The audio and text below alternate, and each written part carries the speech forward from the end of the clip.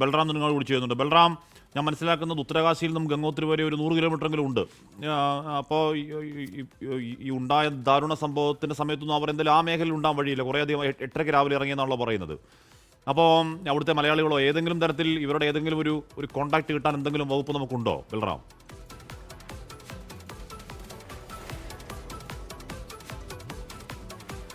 ഹാഷ്മി, ഇവരുടെ എല്ലാവരുടെയും തന്നെ നമ്പറുകൾ ഉണ്ട് എങ്കിൽ പോലും എല്ലാവരുടെയും നമ്പർ സ്വിച്ച് ഓഫ് ആയ നിലയിലാണ്.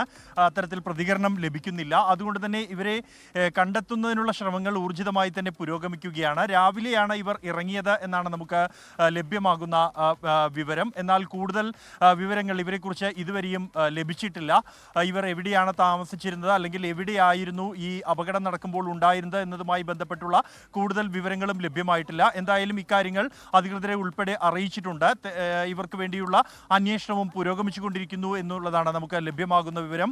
അതേസമയം ഹാഷ്മി, ഈ മേഖലയിലേക്ക് ഞാനിപ്പോൾ ഉള്ളത് ഈ കുണ്ടിസോർ എന്ന പ്രദേശത്താണ്.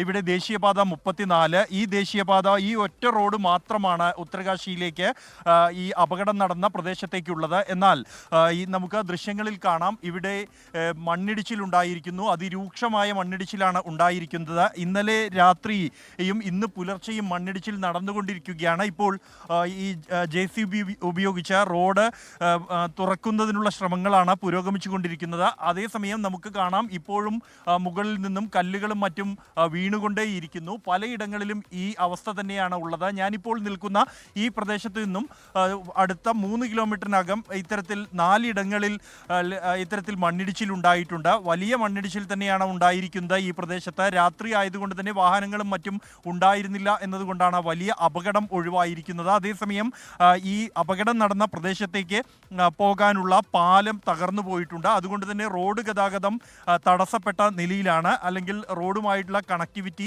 ഏതാണ്ട് വേർപെട്ടിരിക്കുന്നു ഈ അപകടം നടന്ന പ്രദേശവുമായി.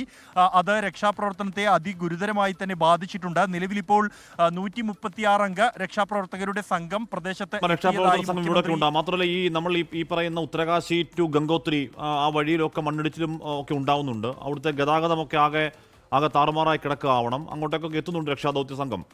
അപ്പോൾ ഇവർ ഒരുപക്ഷെ ഈ നമ്മുടെ 28 പേരിൽ 8 പേർ കേരളത്തിൽ നിന്നാണ്, 20 പേർ മറ്റ് സ്ഥലങ്ങളിൽ നിന്നുള്ള മലയാളികളാണ്. ചാർധാം യാത്രയുടെ ഭാഗമായി അവിടുത്തെ ശ്രീഹരി ടൂർ പാക്കേജ് എന്ന് പറയുന്ന അവരുടെ കൂടെ പോയവരുമാണ്. അപ്പോൾ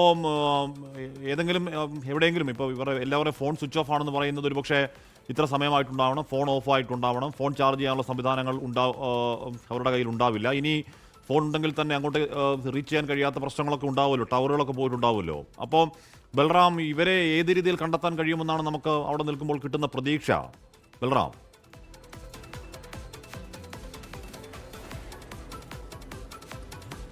ഹാഷ്മി സൂചിപ്പിച്ച പോലെ തന്നെ ശക്തമായ മഴയും കാറ്റും ഉണ്ടായിരുന്നു, മണ്ണൊലിച്ചിലുണ്ടായിരുന്നു. ഇതിലെല്ലാം തന്നെ ഇലക്ട്രിക് പോസ്റ്റുകളും ഒപ്പം തന്നെ മൊബൈൽ ടവറുകളും വ്യാപകമായി തന്നെ തകർന്നിട്ടുണ്ട്. കൂടാതെ ഇവർ യാത്ര ചെയ്യുകയായിരുന്നു എന്നതുകൊണ്ട് തന്നെ 12 മണിക്കൂറിലേറെയായി യാത്ര ചെയ്യുകയായിരുന്നു എന്നതുകൊണ്ട് തന്നെ ഇവരുടെ മൊബൈൽ ഫോണിലെ ചാർജ് തീരാനുള്ള സാഹചര്യവുമുണ്ട്. ഇതെല്ലാം കൊണ്ടെല്ലാം ഫോൺ ഓഫ് ആവാനുള്ള സാഹചര്യം നിലനിൽക്കുന്നു.